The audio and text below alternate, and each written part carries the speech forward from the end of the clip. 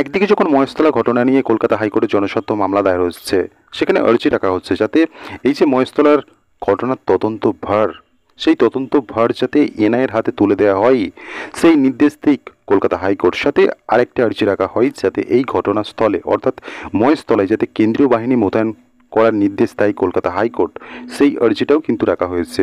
ঠিক সেই মুহূর্তে দেখা যাচ্ছে কিন্তু বজবজ থেকে একজন আরএসএস কর্মী গ্রেপ্তার হচ্ছে। মোট 5 জনকে বজবজ থেকে গ্রেপ্তার করেছে পুলিশ। সেই 5 জনের মধ্যে কিন্তু একজন আরএসএস কর্মীও রয়েছেন।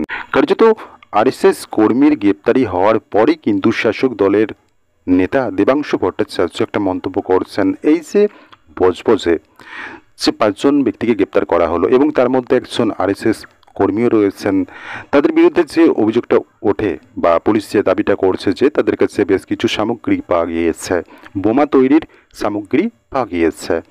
মোট বজবজের মোট 9টি এলাকায় অভিযান চালায় পুলিশ। তো বিপুল পরিমাণে এই সমস্ত জিনিসগুলো কিন্তু উদ্ধার হয় এবং গ্রেপ্তার হয় 5 জন, সেখানে একজন আরএসএস কর্মী রয়েছে। তো এই আরএসএস কর্মী গ্রেপ্তার হওয়ার পরেই কিন্তু শাসক দলের দেবাংশু ভট্টাচার্য বলছেন, যদি এক কথায় বলা হয় দেবাংশু ভট্টাচার্য ঠিক কী বলতে চাইছেন, তো স্বাভাবিকভাবেই মহেশতলার সাথে বজবজের যোগসূত্র পেয়েছেন দেবাংশু ভট্টাচার্য। তিনি বলছেন যে কে বলতে পারে এই বিস্ফোরকগুলি মহেশতলায় ব্যবহারের জন্য নিয়ে যাওয়া হচ্ছিল না।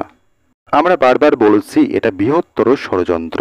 অর্থাৎ দেবাংশু ভট্টাচার্য যে দাবিটা করছে বা যেটা বলতে চাইছে যে মহেশতলায় যে ঘটনাটা ঘটেছে সেটা সম্পূর্ণ ষড়যন্ত্র।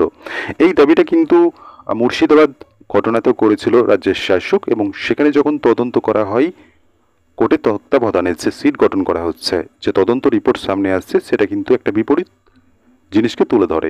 তো স্বাভাবিকভাবেই কিন্তু সেই একই দাবিটা কিন্তু সেই বিগত দিনের যে দাবিগুলো শাসকের তরফে করা হয় ষড়যন্ত্র একটা থিওরি, সেটাই কিন্তু করা হচ্ছে এই মহেশতলার ঘটনায়। কিন্তু প্রশ্ন হচ্ছে সত্যি কি এর মধ্যে ষড়যন্ত্র রয়েছে, নাকি এটা কি কারণে ঘটলো, এই সমস্ত ঘটনার পিছনে কারা রয়েছে সেটা নিয়েও কিন্তু একটা প্রশ্ন রয়েছে।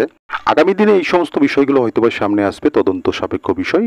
সেই তদন্ত যখন পুলিশ করুক বা এনআইএ করুক, ইতিমধ্যে তো কলকাতা হাইকোর্টে এরকম একটা আর্জি জমা পড়ে গিয়েছে যাতে এই মহেশতলার ঘটনা তদন্ত ভার পাই এনআইএ। কার্যত সেই তদন্ত ভার পাক না কেন, ঘটনার আসল বিষয়টা উঠে আসবে তদন্ত হলেই। এবং এই যে দেবাংশু ভট্টাচার্যের একটা মন্তব্য, কার্যত এর পাল্টা জবাব হিসেবেই বলা চলে। আরএসএস নেতা জিষ্ণু বসু এই প্রসঙ্গে বলেন, কোনো বোমা নিয়ে যাওয়ার ঘটনা বা এই ধরনের নাশকতার চেষ্টার ঘটনায় আরএসএসের কেউ যুক্ত ছিল না কোনোদিনই। এমন রেকর্ড অতীতেও পাওয়া যাবে না। তো স্বাভাবিকভাবেই এক্ষেত্রে তিনি কিন্তু প্রশাসনের দিকে আঙুল তুলেছেন, বেশ কিছু তোপ দেখেছেন।